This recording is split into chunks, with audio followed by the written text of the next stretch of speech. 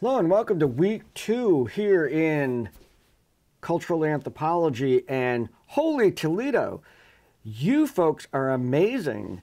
That discussion board just completely blew up. Very high level discussion going on here. Keep up that good work. I have to tell you, I'm having trouble keeping up with it, reading them and kind of absorbing them and stuff like that. But this is the thing. Part of the way online classes work is students learn from students. I'm not the only teacher. That is the really great advantage of online learning in discussion boards that are put out like this, and then the interplay and good supporting for one of each other, for each other, and it's just great. Keep up the good work. Very impressed, and I have high expectations for the assignments now, so you wanted it. So 2 chapters this week, chapter 2 and chapter 3. The culture concept, chapter 2, where I'm going to be asking you to look at your, one of the ways that you can address the assignments here is looking at your own personal experiences, when you're outside your comfort zone. Because we're really looking at, through chapter 1 and chapter 2, we're looking at this field that used to just listen to stories from afar and then made a specific transition into going out there and experiencing cultures face to face.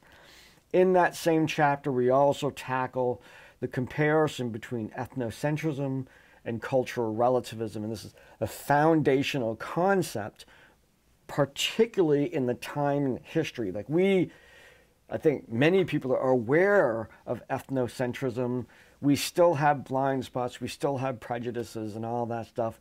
That was largely absent in the concept of cultural relativism and understanding not only what I would do if I was in an individual's shoes, but understanding their cultural perspective so I could understand their choices in their shoes.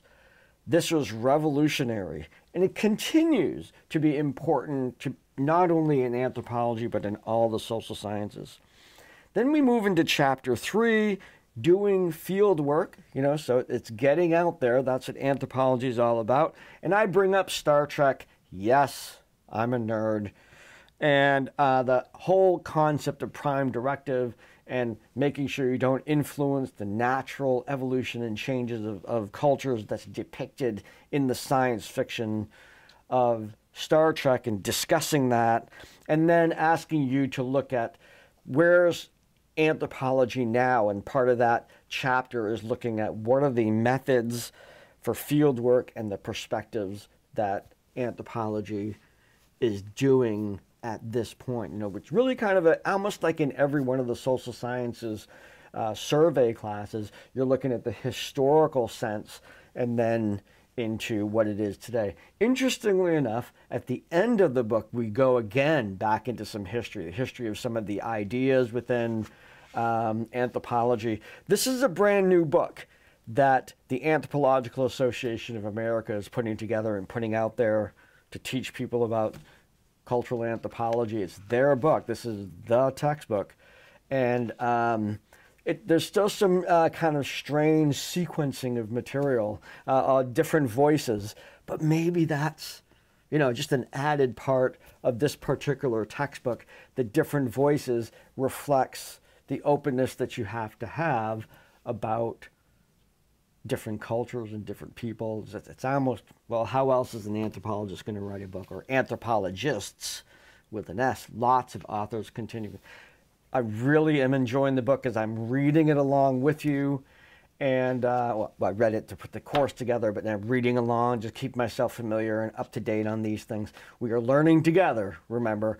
So any questions with any of the assignments or the discussions, make sure you reach out to me, and enjoy this week. This is some really, really rich content. Have a great week.